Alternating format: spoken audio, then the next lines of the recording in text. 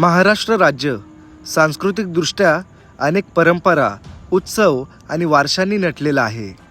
अशाच या महाराष्ट्रातील सातारा जिल्हा हा जिल्हा सांस्कृतिक परंपरांसाठी ओळखला जातो. या जिल्ह्यामधील प्रत्येक गावात खूप वर्षांपासून चालत असलेल्या परंपरा आहेत. तसेच या जिल्ह्यांमधील वाई तालुक्यात ओझरडे गावात अनेक वर्षांपासून चालत आलेली एक परंपरा ओळखली जाते. ही परंपरा जपण्यासाठी संपूर्ण गाव एकत्र येतं आणि त्या परंपरेतून दिसते गावकऱ्यांची एकता, श्रद्धा आणि संस्कृती.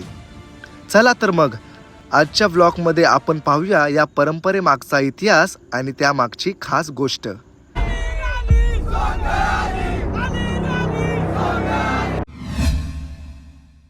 तर नमस्कार मित्रांनो, स्वागत आहे तुमचं आपल्या YouTube चॅनलमध्ये. त्याचं नाव आहे अभ्यास देशमुख. मित्रांनो, सगळ्यांनाच पडलेला प्रश्न तो म्हणजे सोंगे म्हणजे नक्की काय. त्याच प्रश्नाचं उत्तर आता मी तुम्हाला देणार आहे. आपण आलो आहोत माळेला आणि आपल्याबरोबर आहेत शेखर सर, सुशील दादा आणि फरांदे सर. त्यांच्याकडून आपण जाणून घेणार आहे सोंगे म्हणजे नक्की काय. तर चला तर मग तुमचा माझा जास्त नाही वेळ घालवता आपल्या भन्नाट अशा ऐतिहासिक ब्लॉगला सुरुवात. ओझरडे गाव या गावचं ग्रामदेवता आहे श्री पद्मावती देवी. पद्मावती देवी ही विद्येचं माहेरघर असल्यासारखं या ओझरडे गावाला की फार मोठा पौराणिक आणि ऐतिहासिक परंपरा आई पद्मावती देवीमुळे आहे. आमच्या ओझरडे गावाला आई पद्मावती देवीचं की फार जागृत देवस्थान आहे.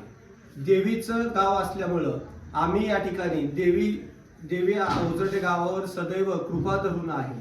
त्यामुळे की ओझरड्यामध्ये सोंगे उत्सव सांस्कृतिक परंपरा जोपासणारं एक आगळं वेगळं महाराष्ट्रातलं नव्हे तर भारतातलं एकमेव गाव म्हणून ओझरड्याकडे पाहिलं जातं. आई पद्मावती देवीचे हा जागरच असतो आणि या जागरामध्ये की माळआळी आणि साळआळी या दोन आळीमध्ये एक स्पर्धा असते. ही स्पर्धा असते गाड्यांची, ही स्पर्धा असते विचारांची, ही स्पर्धा असते सांस्कृतिक भावनेची, ही स्पर्धा असते सामाजिक जाणीव असणाऱ्यांची. ही स्पर्धा ओझरड्यामध्ये माळआळी आणि साळआळी आई पद्मावती देवीच्या समोर, गाभाऱ्याच्या समोर दोन्ही आळ्या समोर येतात आणि 18 पूज्य देवी या देवीचं नामस्मरण केलं जातं आणि आई पद्मावती देवीला नमन करून ही सोंगोत्सव एकामेकाला क्रॉस होतात आणि पुन्हा माळआळीची सोंगोत्सव माळआळीत येतात आणि साळआळीची सोंगोत्सव साळआळीत जातात. अशी ह्या गावचं 350 वर्षापूर्वीची परंपरा हे ओझरडे गाव जपत आहे. ह्या मिरवणुकीमध्ये आपल्या गावाचे सगळेच म्हणजे गावातल्या लहान गुडघे एवढ्या पोरापासून ते मोठ्या एखाद्या आजोबांपर्यंत सगळे म्हणजे लहान थोर सगळे सहभाग होत असतात. आणि आजच्या दिवसात गावाचं वैशिष्ट्य की आज कुठेही बघितलं तरी सगळं गाव जागर असतं. जसं सरांनी सांगितलं हा देवीचा जागर आहे. तर हा जागर आपल्या गावातले लहानांपासून थोरांपर्यंत सगळे सामील होत असतात. आणि त्याचबरोबर आपल्या गावातले जे परिपाहुणे असतात म्हणजे ज्या माहेरवासिनी असतात त्या जसे जत्रेला येतात त्याचप्रमाणे सोंगासाठी पण खास करून सोंगासाठी माहेरवासिनी येत असतात. सासरवासिनी त्यांच्या माहेरच्या माणसाला इथे सोंगासाठी बोलवत असतात. आपल्यासारखी मुले कॉलेजची मित्रमंडळी असतील, कंपनीतली मित्रमंडळी असतील, त्यांना सुद्धा हे सोंगे पाहण्यासाठी बोलवतात. अशा पद्धतीनं पूर्ण गावाचा हा जागर असतो. आणि मेनली माळ आणि साळआळी या दोन आळ्यांच्या एक प्रतिनिधित्व या दोन आळ्या करतात, परंतु पूर्ण गावाचा आपला हा जागर असतो. विशेष सांगायचं याच्यामध्ये थोडक्यात असं जसं सुशील सरांनी सांगितलं तशाच पद्धतीने याच्यामध्ये कुठलाही राजकीय किंवा असा भाग नसतो. सर्व प्रकारचे लोक, सर्व जाती धर्माचे लोक एकत्र येऊन हा उत्सव साजरा करतात. त्याच्या मागचा की उद्देश असं की पूर्ण गावाची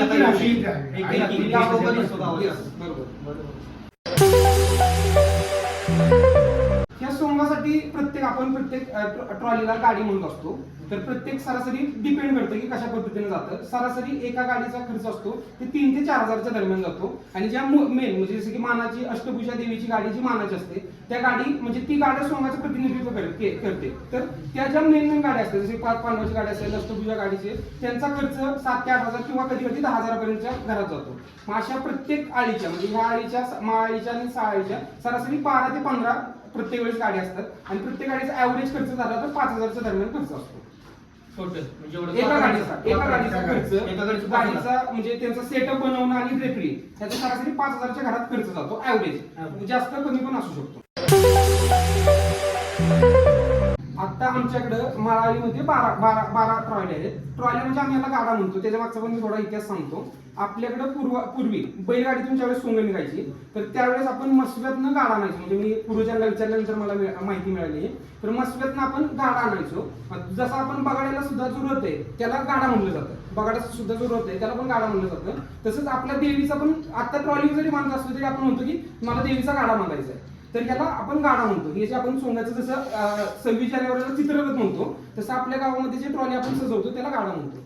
तर अशा आता माळाईच्या 12 गाड्या आहेत. मग यामध्ये आपण सरांनी जसं त्या पद्धतीने सांगितलं की ऐतिहासिक वारसा जपण्यासाठी आपल्याकडे देवदेवतांचे जे आहे मग त्या पद्धतीने आता शंकर पार्वती असेल, 5 पांडव जे असतील, त्याच्यानंतर राधाकृष्ण असतील, राम लक्ष्मण आहे, हनुमान यांचे ट्रॉली आहेत. त्याचबरोबर सामाजिक भान ठेवून समाज प्रबोधन करण्यासाठी सामाजिक विषयांवर पण आम्ही त्या ट्रॉल्या घेत असतो. तर यावेळेस थोडी आम्ही लव जिहाद असेल, मागच्या वेळेस आम्ही शेतकरी आत्महत्येची ट्रॉली घेतलेली, अशा पद्धतीच्या ट्रॉल्या म्हणजे सामाजिक प्लस सांस्कृतिक याच्या सगळ्या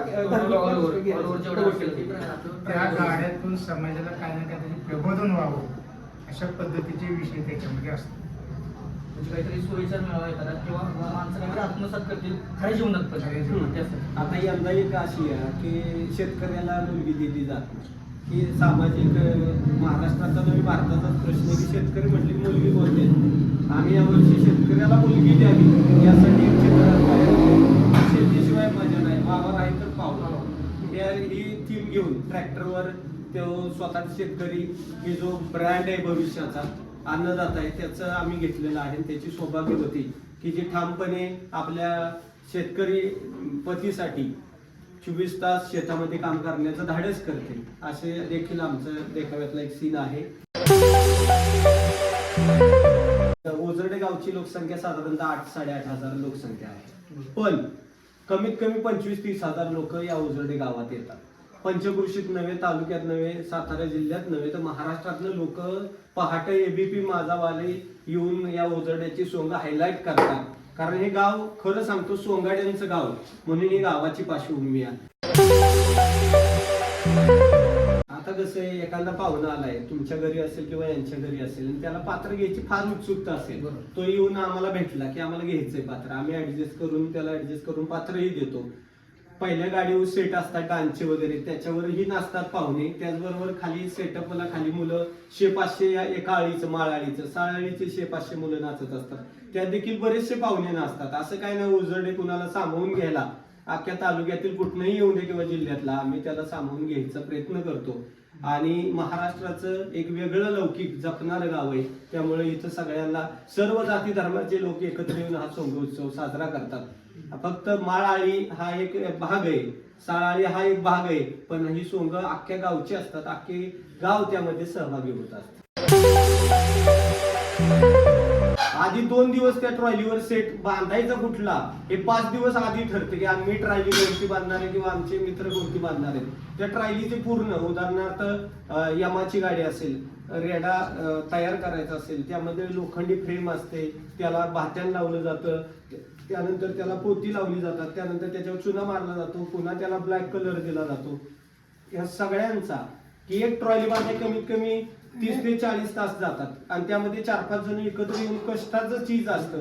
जेव्हा पहाटे 4 वाजता प्रकाश होतात, जेव्हा तो यम त्याच्यावर विराज होतो रे, तेव्हा त्या पार्श्वभूमी की त्या गाडी बांधणाऱ्याची खरी कसरत असते आणि कौशल्य दाखवण्याचं हेच तर वेळ असते. प्रत्येक जण आपापल्या परीनं चांगलं कौशल्य दाखवण्याचा प्रयत्न करत असतात.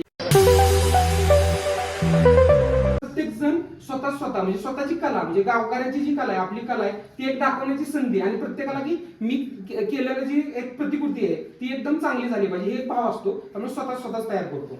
जरी आता थोडेफार आपण सेट म्हणजे की आता प्रारूप आपलं बदलत चाललंय आणि आपल्याकडे डेकोरेशनचं अत्याधुनिक साहित्य मिळतं आणि ते आकर्षित होण्यासाठी आता जरी आपण काही सेट आपण रेंटवर भाड्याने आणत असतो, पण ते सुद्धा उभं आपले मंडळाचे कार्यकर्ते किंवा गाव ग्रामस्थ मंडळ जे आहे ते स्वतःहून त्यात स्वतःचा एफर्ट घालून करत असतात.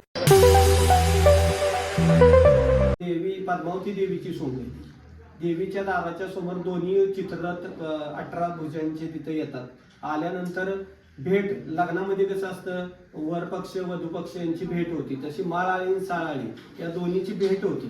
देवींची भेट झाल्यानंतर माळाळीच्या देवीला साळाळीचं कोणतरी त्यांचा प्रतिष्ठित एखादा व्यक्ती किंवा जो सोंगात फार हिरिरीनं काम करतो तो आपल्या माळाळीच्या देवीला हार घालतो. माळाळीतला आमच्या आळीतला एखादा व्यक्ती साळाळीच्या देवीला हार घालतो. यामागे हेतू हा असतो की दोन्ही आळामध्ये आणि गावामध्ये एकी आहे, सलोखा आहे.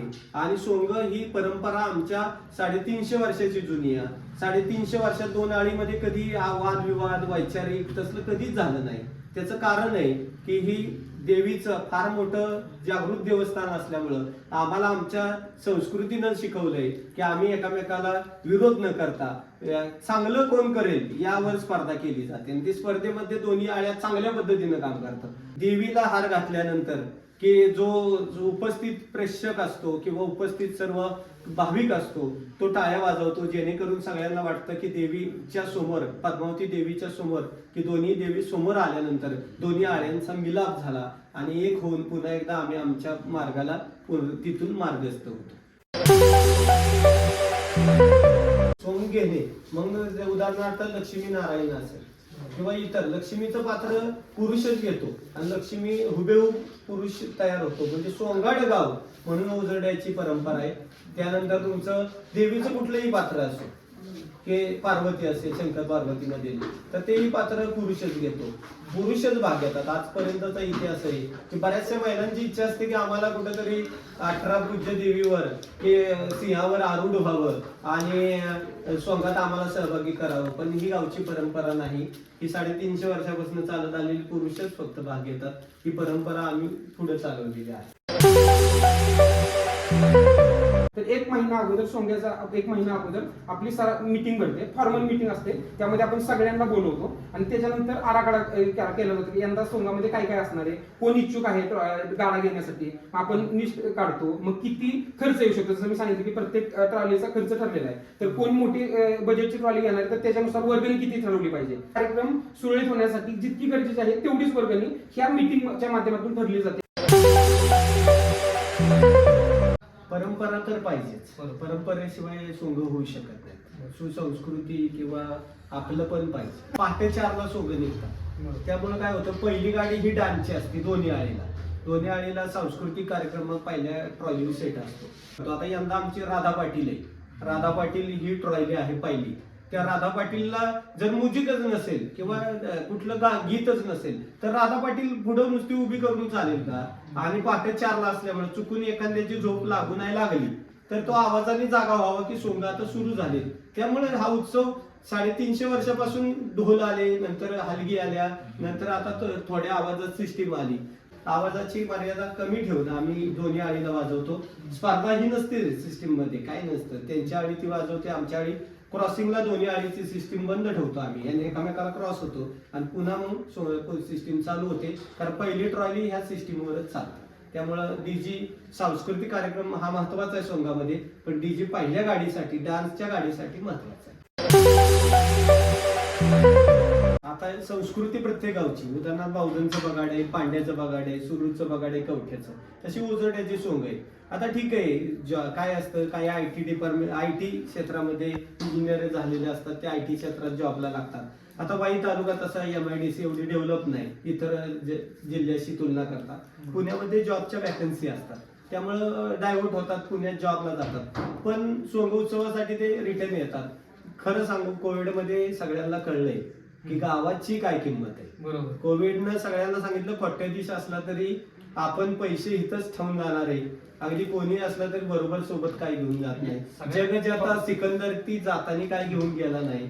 त्यामुळे प्रत्येक जण सोंग यात्रा, गावची परंपरा, संस्कृती जपण्यासाठी ग्रामीण भागात येत असतो. शेवटी कसं असतं, थोडंसं पोट आणि आर्थिक साधनं निर्माण व्हावीत, कुटुंब चालावं म्हणून ती लोक डायव्हर्ट होतात. ओझरडे गाव तसं खूप म्हणजे वेगळं पण आहे. ओझरडे गावच्या ह्या बाजूनं कृष्णा नदीच्या तीरावर बसलेलं गाव आहे.